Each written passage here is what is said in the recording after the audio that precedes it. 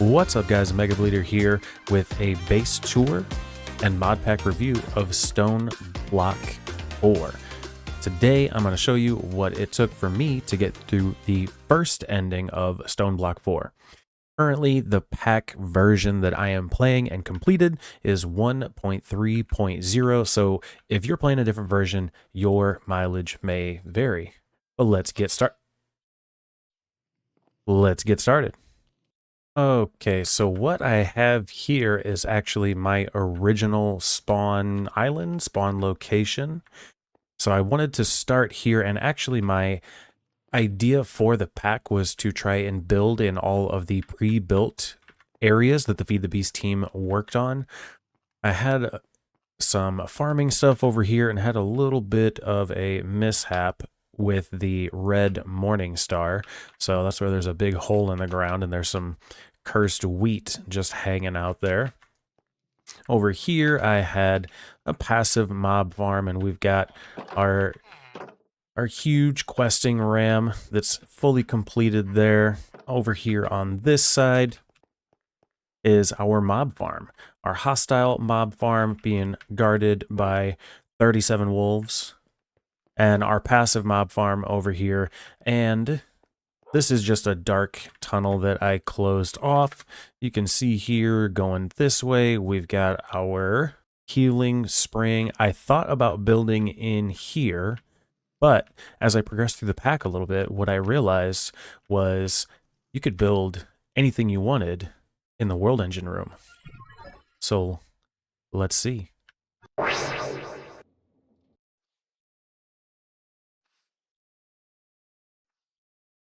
So here is the world engine base. I haven't seen anybody else playing with the world engine like this. What I will say is I did a bunch of experimenting. As you can see, it probably looks a lot different than yours. I added in some areas, played around with some mechanics, some interesting mechanics that I found, but this is it. So let's take a look. Obviously, this is the area where we spawn in at when you teleport in. We've got our world engine, and I do have some things here built around it. Obviously, our create, our heat, we needed source, stuff like that, our draconic energy ball. I even have the particle accelerator down here that is automated on a little subnet. So I've got our pattern here, and that pushes the ingredients into this interface. In the little subnet here, it doesn't need a controller, but I've got one. In the subnet, I've got a disk drive that just holds the items, and an export bus here for one of the items, and another export bus here for the other. And the particle accelerator speed sensor here sends a signal once this guy hits 15,000 meters per second. And then what that does is it disables this hopper that lets it run. And I'm using the add-on from Oratech, using this guy here, this accelerator magnetic field, that lets me use a small accelerator ring instead of having to have like 3 different sized ones as the speed picks up. So I feel like that was a pretty cool thing, and I'm glad that this doesn't have to be dead center of the ring. You just have to link it with the target designator block or the advanced target designator block. So that's pretty cool. But I also wanted to try and keep everything that I possibly could within the world engine room. Now, the one issue that I really ran into was you can't spawn mobs in here. So that's why the mob farms are back there at our spawn base. Pretty much everything else other than the ender chicken you can run in here. So I'll give you a little bit of a tour. So up here, I just put my controller up here, just kind of a little area. Got a boat in a jar from supplementaries. So we've got some quantum leak chambers that take our channels interdimensionally. And from up here, we can kind of walk around and see the whole entire base through a nice glass floor. I do have the teleporters set up here.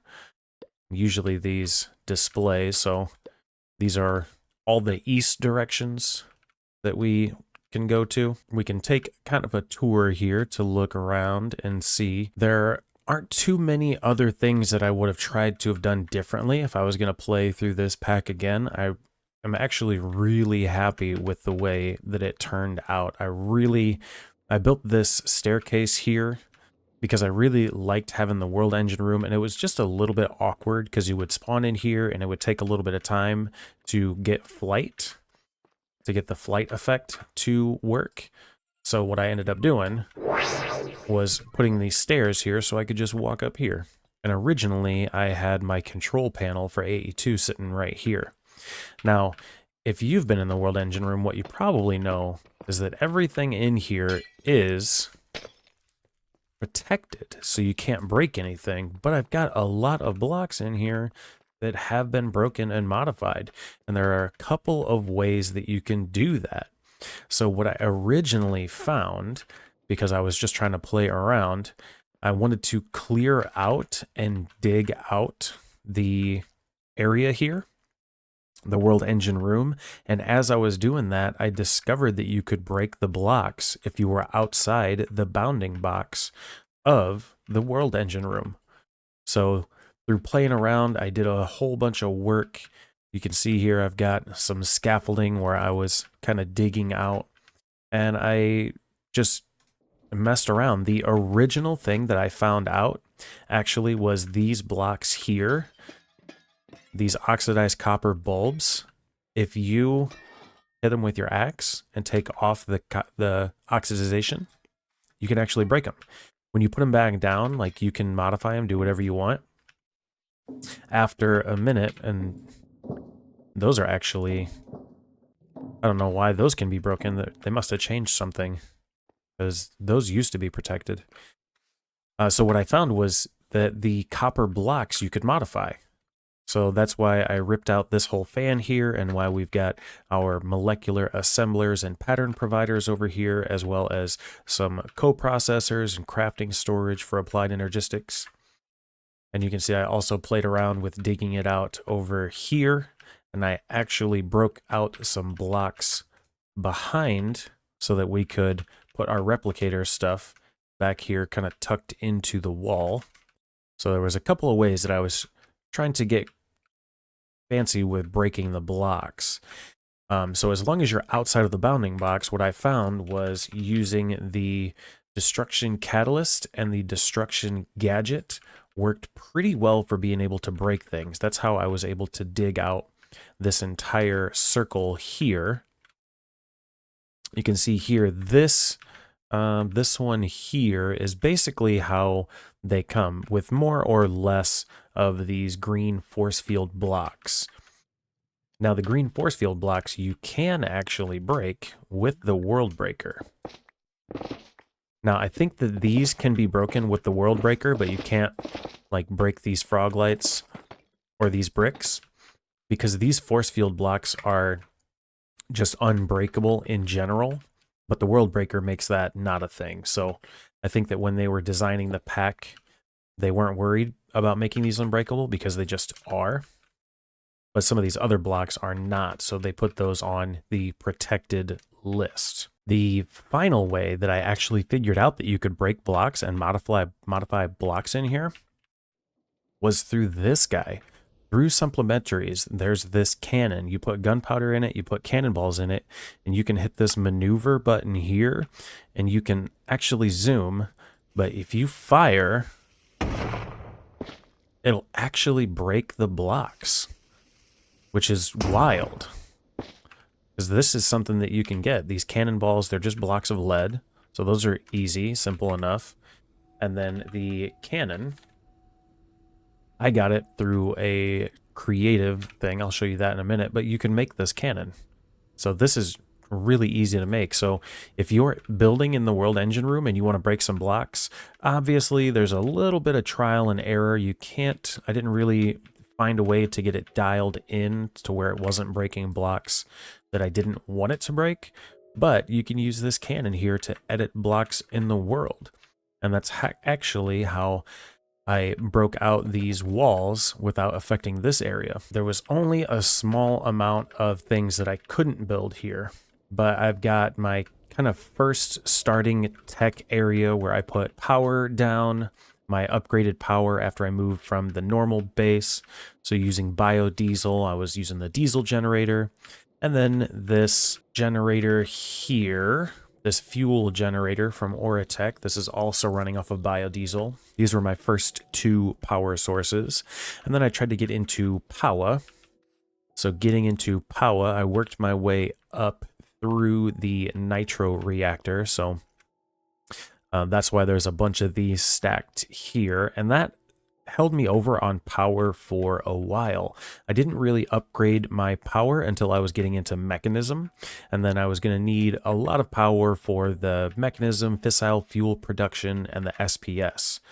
I did try to use the rainbow furnace with the generator augment, and as you can see, it's still broken for me, and I don't know how to fix it. I haven't necessarily tried picking up and placing back down all of the ferni here. So your mileage may vary. I've seen some people that this works. I've seen some people that it does not work, but I've got all the ferni here, and it does not work for me. What I ended up upgrading to was the mycelial reactor. So each one of these is the other generators that you need to automate. And then once they're all running and automated, the mycelial reactor will create 25 million forge energy per tick, which is plenty enough. And then I just put down a supreme machine frame there just to tie in the kind of design. I think it looks pretty neat up there. These are just item lasers from Actually Editions. They don't do anything, and these light panels don't do anything. It's just for aesthetic purposes, and I thought that was pretty neat. With our power, I've got the tier 8 energy core here, and it's still not even 0.1% full, and it's been running for a while. I don't know that there is a good way to see. It'd be interesting if this would tell you how much power it's created, but it's been a lot. It's been running for a minute. The only thing that I would probably change or do differently about my base here would be moving my storage someplace else. I kind of just slapped it down here in this corner, and truth be told, it probably would look a lot nicer over here in this area that is unused. This was like my kind of magic and enchanting area. You can see here I've got the hostile mob farm and the passive mob farm. I just tuck those into the corner. We've got some hostile neural networks, a almost fully upgraded enchanting table. Really, I only needed this to get the infused dragon's breath. So you don't have to go absolutely max out to be able to get this. So I didn't max out my enchanting setup there. One thing that I did do was play around with this cybernetic augmentation center from Oratech, and this is pretty interesting. You can upgrade your character with this. These little outside doodlers here, this cybernetic research station. Where's the other one? The arcane research station, and then this last one, the quantum research station. So I actually have a ton of armor and a ton of hearts currently. So I'm wearing no armor. I don't have any baubles that are giving me like a bunch of armor. I didn't upgrade my character like that. You can see I've got 3 rows of hearts and almost full armor, and I'm not even wearing any armor. I can put on the heart canister and get 11 sets of hearts, and I could put on a full set of Eclipse alloy armor, and we've got a bunch of armor there even. I'm not currently wearing it just to kind of have a little bit more speed control, but we can get an absolute ton of armor. So if you haven't played with this, this is actually pretty cool. So you can get more armor there, more armor there, more armor there. There's more hearts here, and there's more hearts here. So it's pretty fun to go through this, and it's a pretty fun mechanic. Basically, you give it some resources, it does a research time, and then there's a cost to equip those resources. So if you're looking at ways to kind of min-max your character and you've maxed out your enchanting and your apotheosis and irons, gems, and jewelry, this thing here would be a great way to augment your character to make it even stronger. One fun thing, if you get power really automated, I would say craft one of these XP synthesizers. Basically what you do is you take this kill recorder, you turn it on, you go and kill a bunch of mobs. I went and killed some pigmen. I aggroed up a bunch of pigmen in the nether and then killed them all at once, and that recorded it. So it just runs through and it gives you more levels each time it runs through. So, and I just, with this thing sitting running passively, it just takes energy and turns it into levels. So every once in a while, I'll go over there and empty out a couple hundred levels, and we've got 1,136 levels altogether that we've got stored in here. One thing that I will note with your mob farm, set up an on-off switch for your mob farm so that you can turn it off, and make sure that anytime you leave it on, you are 100% certain that it's not going to get backed up. As you level up through apotheosis, through these different world tiers, these guys are going to drop more and more gear, and you're going to need to sort it out in some sort of way that's going to make it so that your world doesn't completely lag out because you've got a million bows over here. So play around with that. You can set filters, tag filters. You can set item filters, basic item filters. There's a bunch of different ways that you can get these set up. Like this one here, I've got a tag filter or a data filter for gems. So any gems that get dropped by the mobs get sent over to here. Over here on this side is where I automated my tech machine. So I've got Auratech automated up here. We've got actually additions, the laser, the empower, some more Auratech stuff, and then the dire goos. Now this is a fun little system. I'm actually using a shield to contain this, so the fluids and stuff like that, I've got it set up here so that when I craft things from Just Dire Things, it doesn't spill out and it kind of just sits here. So if we look up Just Dire Things and I want to craft, I don't know, 10 buckets of Void Flame fuel, we'll see some of that start to happen. Yeah.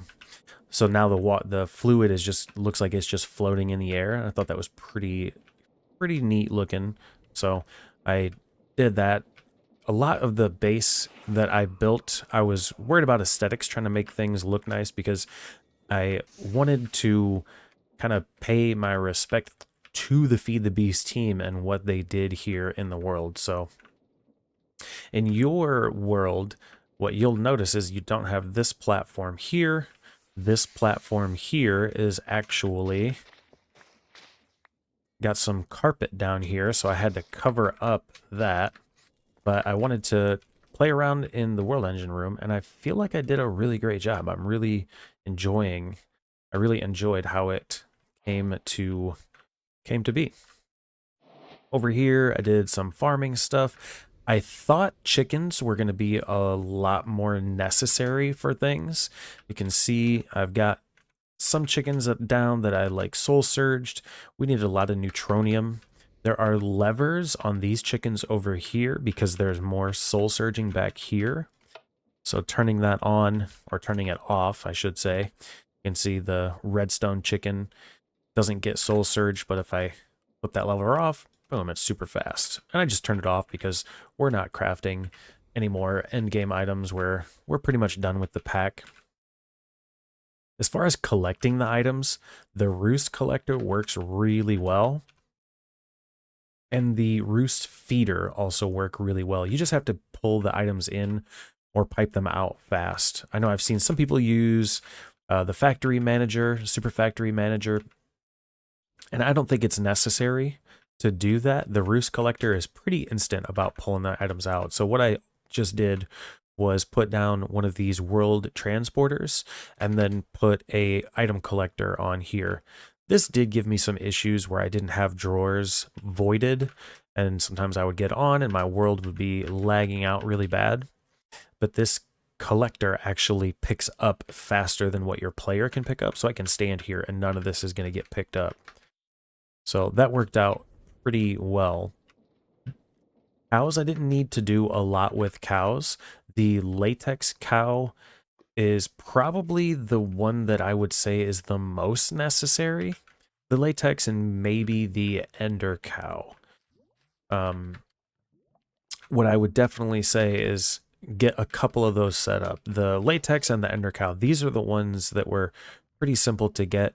The molten carbon you do use for some Oritech stuff, so that's a good one to have. Just make sure that the latex, you fully upgrade this. You end up using a lot of latex throughout the pack. I guess the last thing to note before I get into my clipboard notes is the hypertubes. So the hypertubes from Create, you see these all over my base here, and I did that because originally I crafted a bunch of these travel anchors and they actually didn't work. You couldn't teleport in the world engine room. So I was like, okay, well, how am I going to get around even faster? And that's when I started to use the hypertubes, which are actually a lot of fun. And I think they're inspired by maybe not only Satisfactory, but definitely Satisfactory. But these are pretty fun. You just walk underneath them, you hit shift, and then it sucks you through. And actually, I designed these a while ago, and I wanted to just have something to get around the base faster. And that was back when my flight was kind of slow and I was just running around all over the place.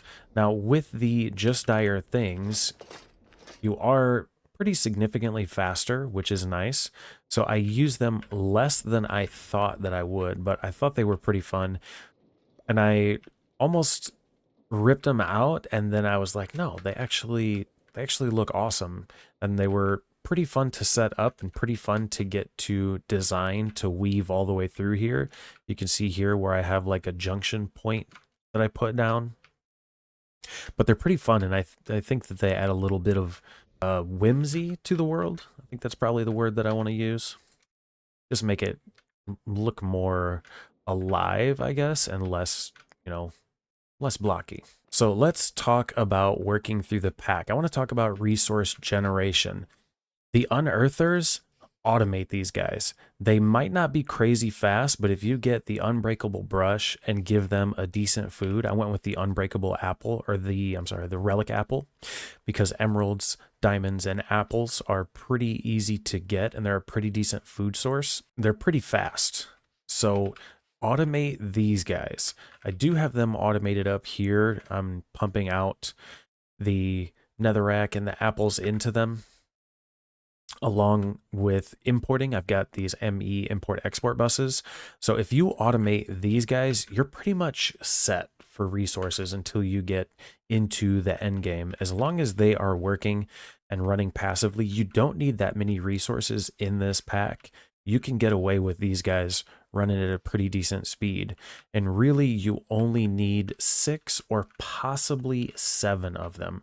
The only thing that I don't have automated in here is the other stone. The only one that I'm not getting is the other stone, but both of these, the raw replica and the Certus quartz, you only really need enough other stone to get into replication. And then once you're into replication, you don't really need it anymore. So if you run a gravel, a sand, a dust, a netherrack, an endstone, and a soul sand unearther just constantly nonstop, you can pretty much get away until like the end game. What I will say is automating these guys is pretty simple. You could just put these drawers down with puller upgrades on them to pull out of the unearther, and then any of the resources like the soul sand here, it gives you nether quartz, black quartz, and quartz or glowstone. You could just put those in the compacting drawers. Another one like the sand unearther here gives you the copper, the silver, nickel, and uranium. You could pull these out into compacting drawers, and then you could send from the compacting drawer right into a furnace to cook that up. So you can automate these guys really early on, really simply, and they're just kind of set and forget. And the nice thing about the new storage drawers is the linking tool can cover so much of an area when you put upgrades in it. I think I only have like one. I've got 2 upgrades in here, but they're not even good ones. And you can put 4 in there. So you can have an absolutely massive space. All of the storage drawers in my base are running off of that one controller. So automate your unearthers. For your other resources, like I said, get a mob farm running. You're going to want a passive mob farm hooked up to the mob slaughter factory to get yourself some pink slime. That'll be helpful for, just industrial foregoing things. The liquid meat you get from passive mobs is not that great. So in hindsight, what I would have done differently would have made 2 hostile mob farms, one running off of the mob slaughter factory so you can get more liquid meat because the hostile mobs give more meat, the passive mobs give more pink slime. So I would have 2 hostile mob farms, one running off of just a crusher of some sort, either the mob slaughter factory or the mob crusher from industrial foregoing. And just make sure that this stuff is filtered really well. Put void upgrades on your drawers. Get a trash can that's set up on a low priority. Have magnets and stuff like that down to collect all of those items and all the experience, because this will lag out your world. And when you're not using the mob farm, when you don't need the drops or you don't need the experience, make sure there's a switch to turn it off somehow. The other obvious resource generation method is chickens. Chickens are awesome. Chickens are awesome. Using the breeder, you can work your way up through the tiers in a lot of cases. Using the trainer, you can take your chickens and level them up so that every time they run through a cycle, it'll give you a full, whole, entire stack of items. Like this nether quartz chicken, every single cycle here, it's crafting 64 nether quartz. So you can certainly go that route. There's also the route of cows, using the cow in the jar. This is a really good method, and you can breed these cows together so you can get a lot of the alloys through cows. That's an awesome way to go about it. I didn't go that route. Like I said, the unearthers worked super well for me and took me into the end game. Now, along with chickens, there are some resources that you can get from chickens that will make it so you don't have to go the other routes with other mods. Using bonsai trees, this is a really good way to get all the different wood types. This is a great option. You can also use hostile neural networks. That is a great option for generating resources. All of these guys, you can get blaze rods through the creeper model. You can get creeper heads. Where's the zombie one? Is there a zombie one? Through a zombie model, you could get iron. Like, there's a ton of options. The zombified piglin can get you gold. You've got witches that can give you redstone, glowstone, sugar. There's a bunch of really awesome options here for hostile neural networks to get you a bunch of resources. And you can run hostile neural networks. You can run a couple of these simulation chambers with one loot fabricator, as long as you don't have these soul surged or something like that. The other additional options would be something like the foregoing laser. So using the ore laser base, you could use this, and this will bring up raw resources. You can also use the mining dimension, the genie, this guy here, the miner foliot.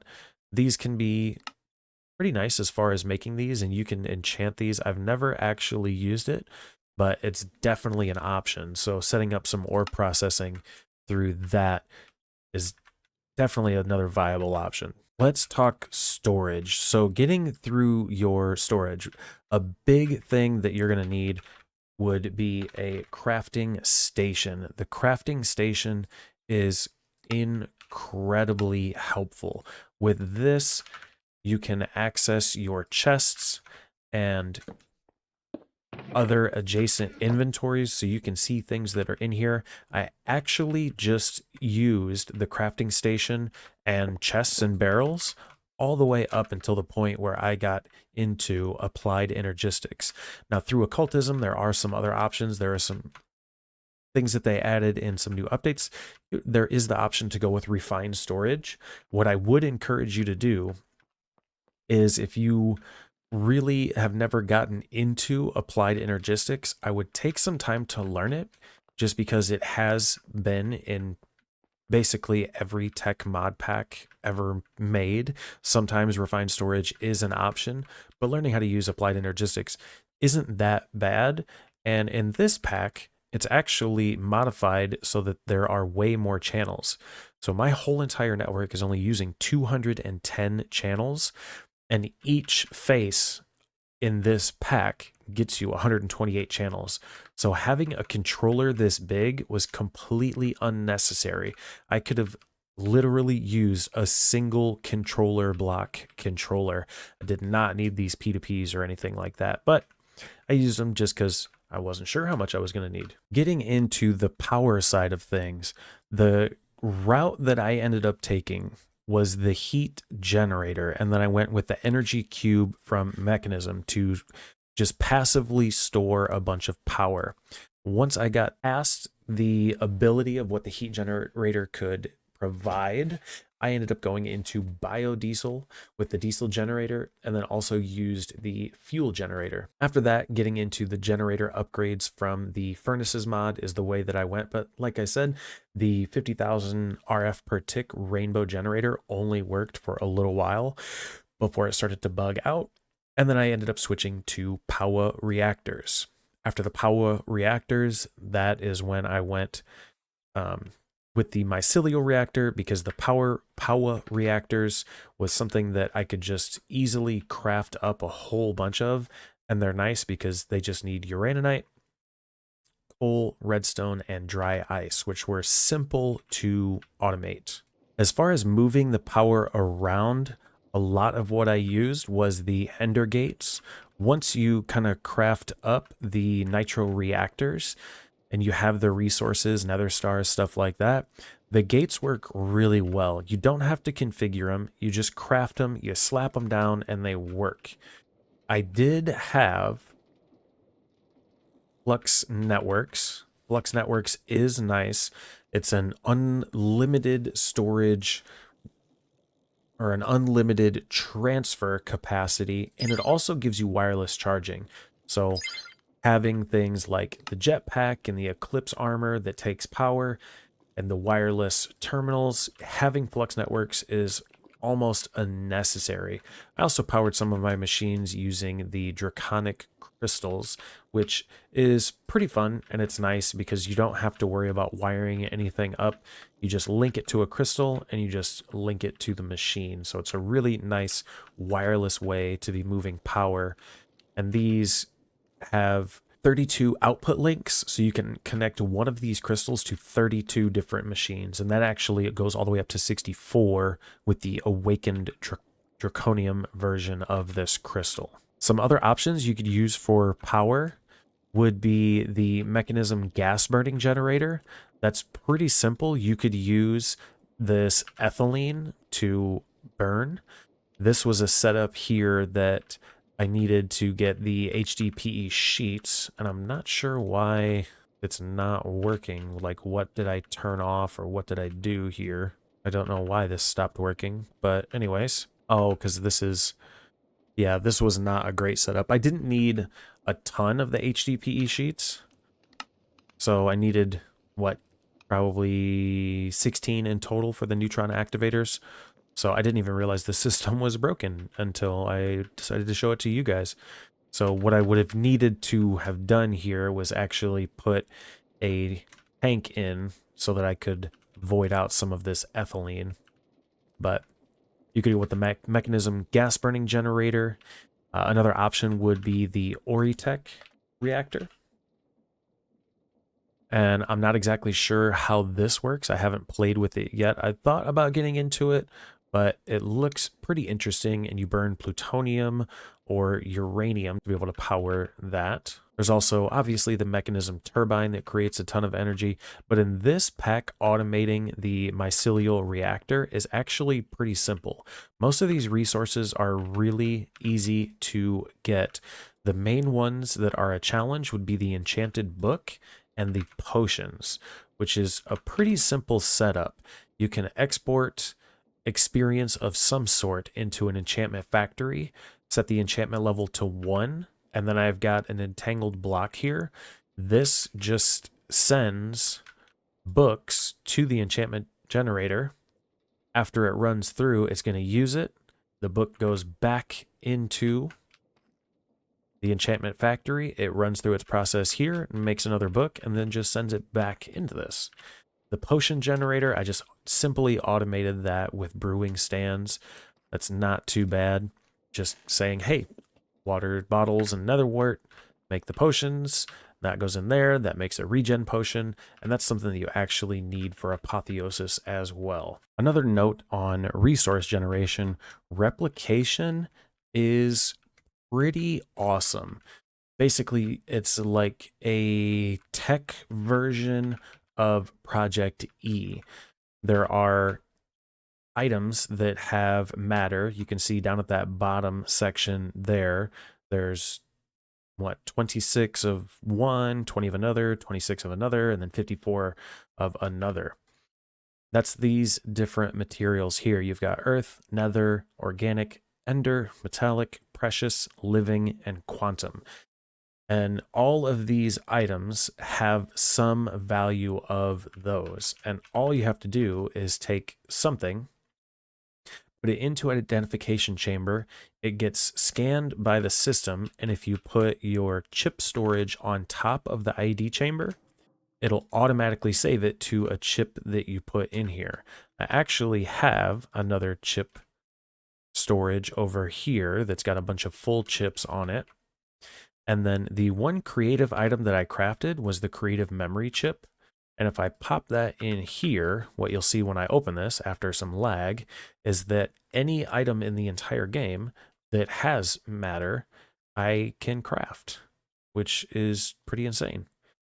And because this system is connected with a bridge that's back here, if I could see it, this AE2 replication bridge, this guy here. This is pretty simple to make. It just takes some replica blocks, but this makes it so that you can interact with the replication system. So if I scroll way down here, like I did not get into refined storage, but I could make a purple security manager. As a matter of fact, I could probably make 1,000 of them if I wanted them, but obviously I don't need that. So replication is a great mod to get into. What I would say if you're going to get into replication is get a bunch of these tanks, fill them up and lock them, and then set them on a higher priority than the voiding tanks. So there are some matter overflow tanks. These guys do not hold enough matter to kind of carry you into the end game. Speaking of the end game, some of the hurdles that you're going to have to overcome. The Empower is a little bit slow, and you need a decent amount of this Restonia. You're going to need this for these overcharged crystals, which you're going to need for Promethium, which you'll need for something. I don't remember off the top of my head, but you need a decent amount of these empowered Restonia crystals, so automate that. Also automate your red matter over here towards the end of the pack. I needed a decent amount more matter in here, and I was running low on red matter, so I actually needed to... I need to take this chip out of here because it makes my game lag. I actually needed to speed this up. You need a decent amount of red matter, which is simple enough to set up if you look up the Project E power flowers. I could surround this with glowstone to make it a tiny bit faster, but I didn't find that it made that much of a difference. Another resource that you're going to need a lot of, like I said, was the latex. So not just the plastic here, which you can get pretty easily from the rubber chicken. It gets you the dry rubber, and then you just cook that up. What you actually need quite a bit of is the fluid latex itself. So set up 1 cow or 10 cows, whatever you want to do, whatever you have room for, and get an absolute ton of this. Max out some sort of fluid storage. Get yourself a ton of latex. You will be glad you did before you get into the end game. Another huge hurdle that you might run into is fluxite. So these lasers here, if you set them up to shoot a budding amethyst, it'll get you these fluxite crystals here. You're going to need a lot of these. So get yourself a whole bunch of lasers, get them set up, pointed at a budding amethyst. It's going to be beneficial. I've got 12 here. When I started to run low on fluxite, I targeted all of my lasers at the budding amethyst, and it actually ran pretty well. So get yourself a massive storage, either a drawer or something like that, a bin from Mechanism, and store an absolute ton of fluxite. Along the same line of these lasers, one thing that's going to slow you down quite a bit is this atomic forge. Some of the recipes that you need to craft in here take quite a bit of time. So get yourself lasers, use the machine add-on extenders, and put some upgrades on these machines. That's going to make it a lot better, or surround it with a bunch of lasers somehow. The lasers will make this machine go faster, so make sure your atomic forge is really fast. Something you've probably been hearing while I've been talking is these shards processing. You're going to need a decent amount of chaos. With that chaos, you're going to have to capture the ender chicken that you have to fight. I would say do at least 2 of the chickens with full maxed out lasers so this can run. I do have a chaos chicken, so I've got a ton of shards, but you're going to want to run this pretty fast, so get more than 1 chicken. Another big hurdle that you'll run into is neutronium, and to be able to get the neutronium chicken, you're going to need 4 blocks of neutronium. You're also going to need the dark matter and void container upgrades, and it's going to be a little bit of work to get to the neutronium chicken. Before you can get to him, you're going to need the neutronium compressors and a ton of storage, because 4 blocks takes 36 ingots, which take a ton of nuggets, which take a ton of piles. So make your neutronium fast. You will not regret it. One of the biggest hurdles that I had getting into the end game was these dimensional shards.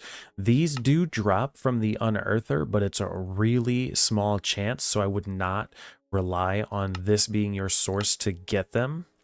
You could, I suppose, probably get the dimensional shard ore from the laser, so that's probably a worthwhile reason to go with the laser. Or what you can do is just get yourself a diamond, an emerald, a gold, iron, redstone, glowstone, nether quartz, prismarine, and glass chicken.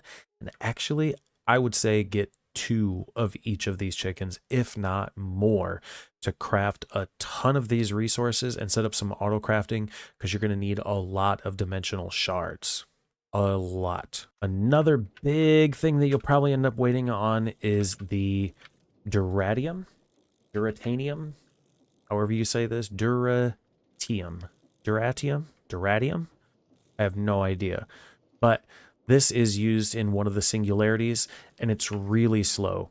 Basically, you've got 2 options: the alloy smelter or the foundry from Oritech. There is the arc furnace version, but I had an issue crafting that here because it takes steel sheet metal, and steel sheet metal is one of the blocks that is built in this world that's protected. It's in here somewhere and it's protected, so you can't actually place any of it down in the world. I think it might be up here somewhere. I don't remember where I saw it at. I tried to build an arc furnace over here. What I ended up doing was just putting a single pattern provider, or actually 2 pattern providers, and then surrounded it with alloy smelters with octadic capacitors, and then soul surge those. You need a absolute ton of this. Another thing you're going to need a lot of is this Fortron infused ingot and the Energite. This is another singularity. You need a ton of this stuff, and it's also kind of slow. You can make it in the Energizer here, though. I would recommend going this route. So you're also going to need a lot of nickel, and this is where that Fluxite comes into play because you need a bunch of this for these singularities. In addition to those singularities, you're going to need a lot of time fluid. Now, the time fluid is pretty easy because it is a reaction chamber recipe, so it's pretty easy to create a lot of it. What I would say is get yourself some requesters and put down a ton of this, or set up just 2 passive systems that craft time fluid at an unlimited loop and store it in a fluid drawer. Just set it and forget it. Now, the time fluid is nice because it can be made in this. Getting the time crystals, obviously using the timey-wimey chicken. The polymorphic fluid is pretty simple, like I said, because it's a reaction chamber. Keep in mind that this polymorphic catalyst does have matter, so it is something that you can replicate. In total, to finish all of everything that you need for the infinity ingots, you're going to need 137, because you're going to need 1 block, and then you're going to need 126 to be able to make all of the infinity gear and the sword of the cosmos and the bow. So 137 infinity is what you need. And you can see here for your singularities, you're going to need 1096 of the singularities. 97,000 duradium, 108,000 of the energite. So what is it here? 10,000 buckets of time fluid, 50,000 infused ender pearls. So yeah, make sure that you have those automated. Those are some of the biggest time sinks in getting to the end. That and the neutronium ingot. 7,680 neutronium ingots takes so long. The stable antimatter, if you've already set up your particle accelerator, that's not too bad. That number is not too crazy because they're crafted 64 at a time. So this whole time while I was talking, I showed you around the base just a little bit. You saw this. These are my neutronium compressors. I'm actually really happy about the way this turned out, but you're probably wondering, what is in here? So the only things that I wasn't able to fit in this world were the chickens, and I was worried about putting my reactor in here. So I kind of dug out this area and stuck a portal over here. And this actually takes us into a compact machine that I am really happy with the design of this. I used some of the cyber light black blocks, so it just looks like there's kind of a void here, and I've got these frame fences with the hazard caution blocks, which I think looks like, you know, there was some sort of industrial accident. I really like this. I probably maybe would have put my mob farms in this compact machine if I would have thought about using a compact machine first. But over here, we've got our warden. I'm not sorry, not our warden, our wither, so we can get ether gas. We've got 2 chickens. We've got an ender chicken there and an ender chicken there. And then we have 2 wardens. And I actually have these set up with the modular force fields. And I'm using, obviously, wireless create to send a signal to these to turn them on and off. Now, these guys, they're not going anywhere. These force fields are completely unnecessary. You don't need anything. But as you can see, I do have the max drills set up with max upgrades. I highly recommend doing this whenever you set these up. And then I've got 9 stasis chambers as well. The stasis chambers, when they're fully upgraded, they will keep whatever mob you put on there fully healed, so you don't have to worry about them dying and having to get a new chicken or a new warden. What I will say is when you do the chickens, you can see here that it is 1 block above where the chicken is supposed to be standing. Make sure you do this. If not, you're going to have to reset. You can let the chicken fully grow, but I don't know what the height requirement is on that. So we have our entrance portal here. And then also we've got 2 portals on this side, and these both actually lead to the same area. And I'm really happy about this area. This is where I put my reactor and my fissile fuel and my SPS. So I think this place rocks. I've got the neutronium or neutron activators over here to process our polonium. Over here, this took way too long to set up using the channels with the quantum entangleporters, but we've got our sulfur, we've got our uranium. Those are where we start. Between those and a little bit of water, that's how you make fissile fuel. Oh, you need that ethylene too, I suppose. But actually, no, because it's just water, because we take the water and split it into hydrogen and oxygen, and we use the oxygen. So over here is where I have our neutron collectors. This is where I had originally set it up. And there is a watch of flowing time down here that I have turned off. Up here, we've got our energetic infuser. And because these are custom machines, you can't actually place them in the world engine room. It won't let you place them in there. And I'm just constantly passively making Enderium and this Fortron infused block. So we've got tons of those. We've got 1 million ingots of that guy. And we've got 1.3 million ingots of the Enderium. Our waste over here, I'm not actually currently running the reactor. If I turn it on, you can see there the water. It's kind of doing its thing. I've got some create fans up here for some ventilation. But I'm really happy with the way this reactor turned out.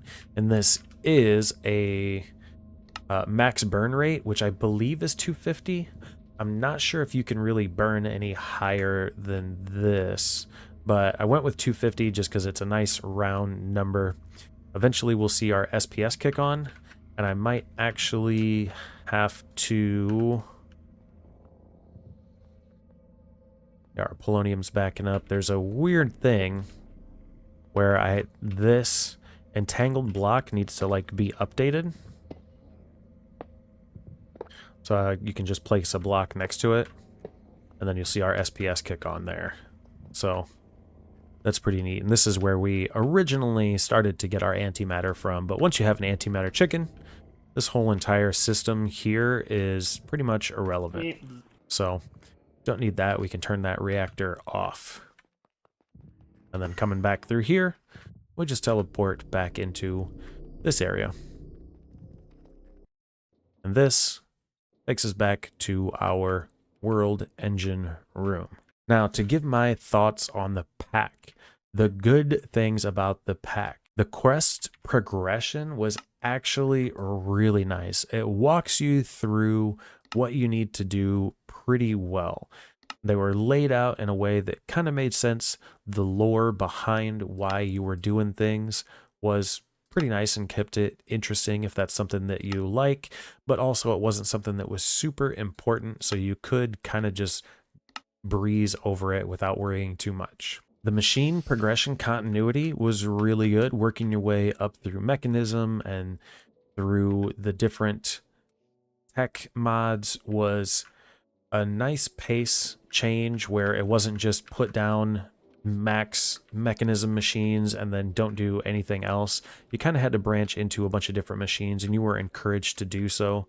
You almost had to use immersive engineering metal presses unless you went with the weird plate recipes for something like iron, where you make it in the osmium compressor and you have to also give it hydrogen. So you could either, your other option would be to go with create or go with immersive engineering. So I suppose you could also cast out this way, and you could use the melter or maybe melt this way.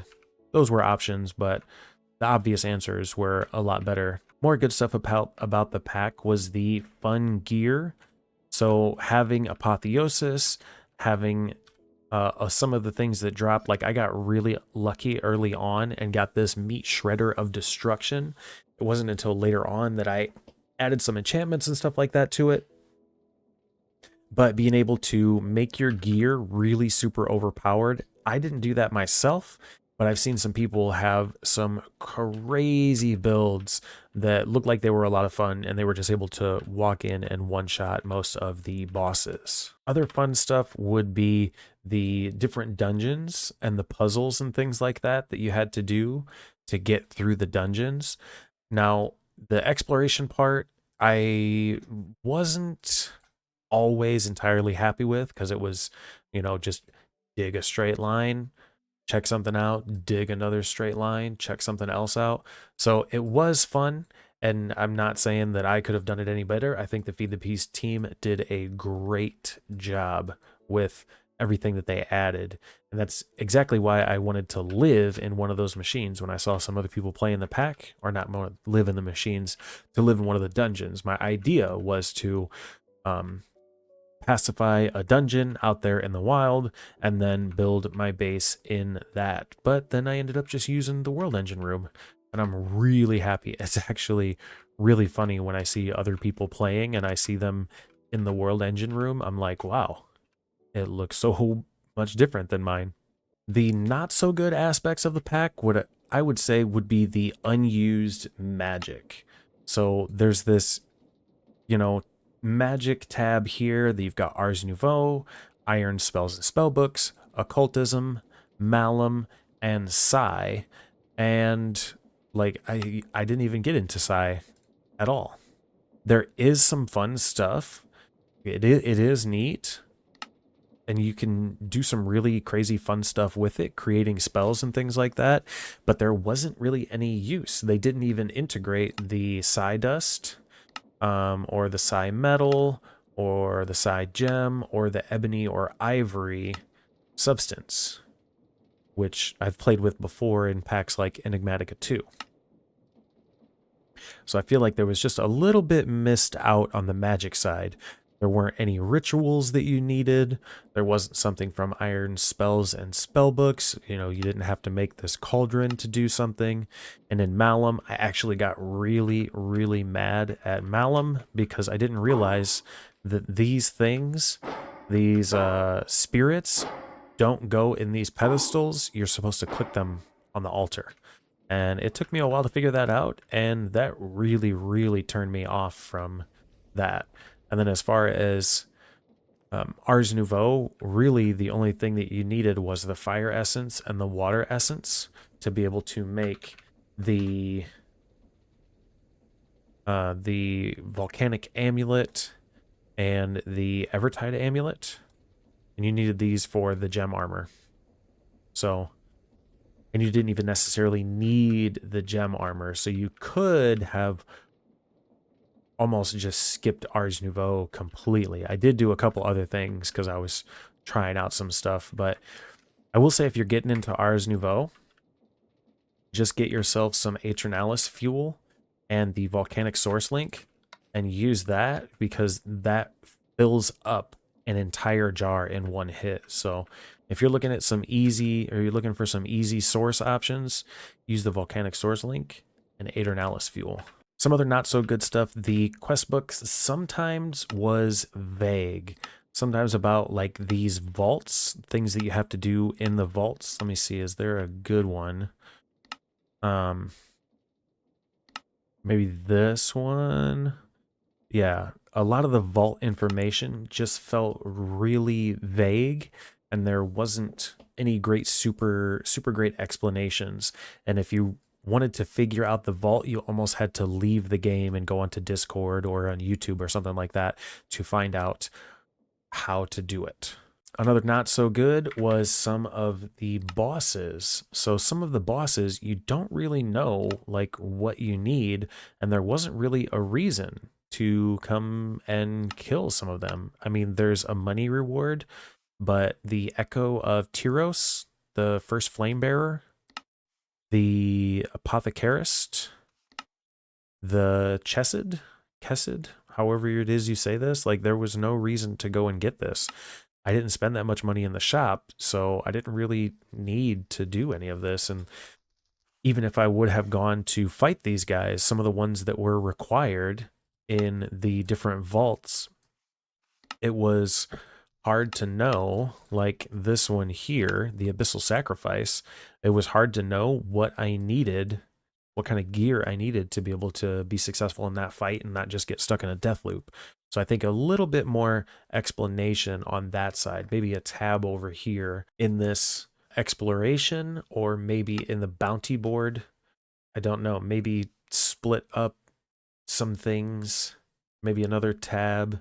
I'm not exactly sure the option, but maybe have a vault tab over here that just has more information about the vaults. Like this one here. If you're struggling with the vault or killing Ignis, you may also use the magic disc in your offhand to light your inner fire. That'll generate, more heat, blah, blah, blah.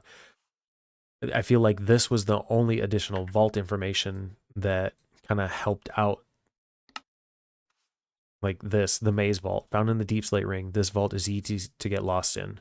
Like this is an incredibly vague quest, and I feel like they should have done a little bit better job, or they could have tried a little bit better job, so you don't just go into this maze and just try and brute force your way through pushing the buttons. I know it was harder at one point before, but I feel like that's something that I found frustrating. And then the last not so good, which was actually part of the good, was the dungeons and the puzzles. So some of the dungeons and some of the puzzles, the generation just being random felt really challenging sometimes, and I wasn't really sure if this was a place that I needed to be. It was kind of hard to find some of them sometimes, and kind of going into them just felt really cyclical, which again, like I said, I don't have an idea on how to do it better, but it just sometimes it felt really repetitive, or like there wasn't anything to do in a dungeon. So I wasn't sure why I was there at all. Like some of these nether dungeons, like this one, I think it's this one here. There's nothing in here except an area to go and kill pigmen and possibly get a ghast. Now, my last little bit would be the bad in the pack. And I don't think that there's much. There's not really much at all. I didn't find really any point during the pack where, other than Malum, where I was like, this sucks. Like, this process sucks, and I feel like it's unrefined. And the Malum thing was just because I've never played with Malum before. I know some people like Malum. I'm sure it's great. I'm sure there's something that you can do with the magic. It looks like there's a lot of things here. It looks neat. I'm sure it's great, but that was kind of a bummer. But the bad that I have about the pack is this tier 6 right here. The creative, quote unquote, items, getting creative source, creative motors, getting the Ender Dragon data model. Like, I don't understand what this is for. Like, so you can get eggs. Okay, we've got eggs. Dragon's Breath, we've got Dragon's Breath. We've got Dragon's Heart. We've got Draconium. We can get Dragon Skin. What do we need Dragon Skin for? Like, we don't need this at all. For the Dragon Skin spellbook, I've got enough Dragon Skin. What is the point? I've got 23 Dragon Skin. What is the point in getting the Dragon data model? These are just fetch quests. Oh, get 100 of each one of these essence. Okay, so I just put some source jars down and let source jars do some things. Like even, I don't know, the anima essence. Like, these are simple. These all have matter. They're just fetch quests. And I'm not a big fan of that. Not only that, but there's no use for the creative items. None whatsoever. And again, I don't have a great option, but I feel like packs like Money Factory, where you get some of the creative items and that lets you really get into the end game.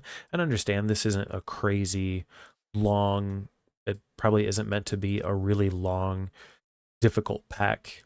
But I feel like when you get creative items, when you're adding in creative items, you're just putting in a fetch quest, like a super dense energy cell, so I can get creative energy. Like, what is? I don't understand. What is this used for? There's no use for this, so I can have like I have basically creative energy with the mycelial reactor. 25 million RF per tick. Like we're using a I don't know, this is bro I say that and this is broken for some reason and I'm not sure why. But we don't really need that. Oh, my potions aren't working. But even still, I let my power sit and run for a long time and we're not even anywhere near fully using it. Actually, I don't even need power because these guys are still running, giving me 1.3 million RF per tick, which is plenty. So that's the only thing that I would say was particularly bad about the pack was this last tier. Like there's no point in doing any of this. The creative world shaper is cool and all, but it just lets you place down creative blocks or blocks creatively, and I don't know why you would do that unless you wanted to build your base out of infinity blocks. So would I say this is a good pack? Would I say you should try this pack out? Yes, absolutely. And I would even go as far as to say that this is beginner friendly. So if you haven't played modded Minecraft in a long time, maybe you haven't played modded Minecraft in 5 or 6 or 10 years, this would be something that could get you back into it. Or maybe you're a vanilla Minecraft player and you're wanting to, play some of the stuff that the YouTubers are playing right now. Absolutely play the pack. The documentation out there for all of these mods is not hard to find. I'm not a big fan of having to get out of the in-game world to go onto Discord or Google or YouTube to have to find stuff. But for the most part, everything is in the quest book and it's really fun.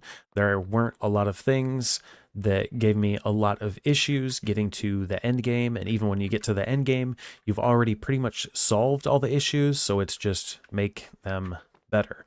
Do I think Stoneblock 4 is a good pack? Yes, I do. Would I play it again? Maybe not.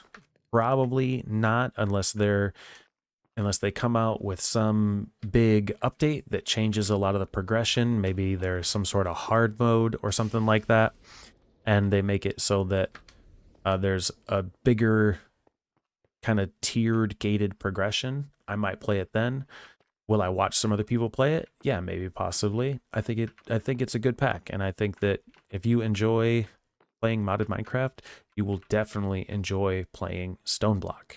So that is going to wrap up my base tour and mod pack review. I haven't really done a video like this, so let me know in the comments what you think about it. Make sure you hit that like button, hit the subscribe button. Let me know how you felt about Stoneblock 4. And anything that I missed, let me know. Maybe there was something that I said that kind of triggered you. Maybe it gave you some sort of feeling and you need to let me know. I'm happy to talk about it. But I think that's going to be it for this episode. Thanks for stopping in.